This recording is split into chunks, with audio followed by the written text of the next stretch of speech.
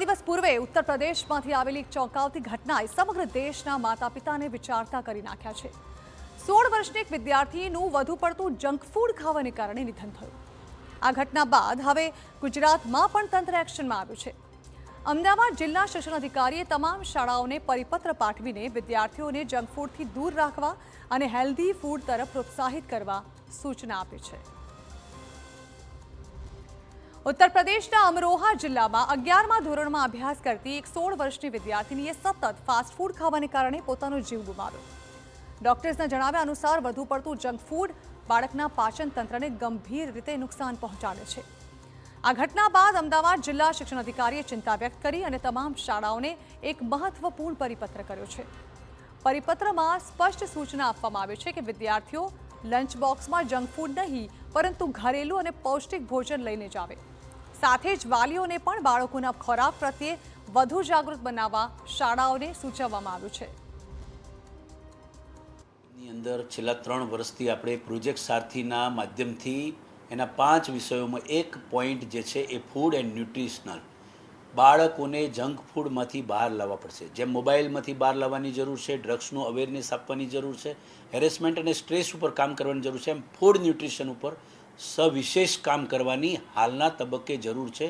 Pizza, burger અને બીજા એવા જંક ફૂડ દ્વારા બાળકો નાસ્તામાં જે રીતે લઈને આવે છે, લંચમાં લઈને આવે છે અને એના કારણે આ પ્રકારના ઇસ્યુઝ થાય છે। દિલ્હીની એમ્સની આ ઘટનાએ બધાની આંખો ખોલી નાખી છે એમ કહીએ તો પણ ચાલે। તો અમદાવાદની ઘણી શાળાઓમાં હવે વિદ્યાર્થીઓ શું ખાય છે તેની ખાસ દેખરેખ રાખવામાં આવી રહી છે। પ્રાથમિક ધોરણના વિદ્યાર્થીઓને વર્ગ શિક્ષકની હાજરીમાં જ લંચ કરાવાય છે। જો કોઈ વિદ્યાર્થી વારંવાર જંક ફૂડ લાવે તો તેના વાલીઓને બોલાવીને સમજાવવામાં આવે છે। વાલી મીટિંગ હોય ત્યારે અમે વાલીઓને પણ કહીએ છીએ કે જંક ફૂડ નહીં લાવવું અને ઘરનો બનાવેલો સ્વાસ્થ્યપ્રદ અને પૌષ્ટિક આહાર બાળકોને મોકલવો। અને એક બીજો લંચ બોક્સની સિવાય એક નાસ્તા બોક્સ પણ અમે આગ્રહ રાખીએ છીએ કે જેમાં ફ્રૂટ, ફ્રેશ ફ્રૂટ અને જે સિઝનનું મળતું હોય એ ફ્રૂટ બાળકોને મોકલો।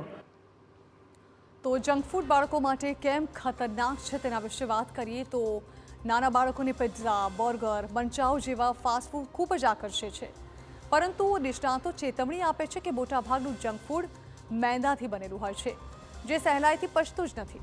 હાઇજીનની અછતને કારણે ઇન્ફેક્શન અને આંતરડાને નુકસાન થવાની શક્યતા રહે છે। એટલે ફાઇનલી તમારી બોડીમાં શું થાય છે ચેન્જીસ કે you will develop metabolic syndrome, that is on the long term. Metabolic syndrome એટલે તમને ડાયાબિટીસ થઈ જાય, બ્લડ પ્રેશર આવી જાય, તમારું બોડી હેવી થઈ જાય, જે તમારું કહેવાય આપણે ઓબેસિટીના જે ગ્રેડો છે તમે એમાં જાઓ। અને સેકન્ડ થિંગ, તમે જે ફાસ્ટ ફૂડ કે જંક ફૂડ લો છો, if that is not of the quality, મતલબ એમાં જો સારી ક્વોલિટીનું નથી, મતલબ એમાં તમને જે ઇન્ફેક્શન થાય છે તો એના લીધે તમારા આંતરડામાં જઠરની અંદર ચેપ લાગે છે। અને એના લીધે જે આ એક યુવતીનો જે હમણાં કેસ આવ્યો છે યુપીની અંદર કે જેને બહુ ફાસ્ટ ફૂડ ખાવાની હેબિટ હતી, તો એમાંથી એના આંતરડામાં મલ્ટિપલ કાણા પડી ગયા।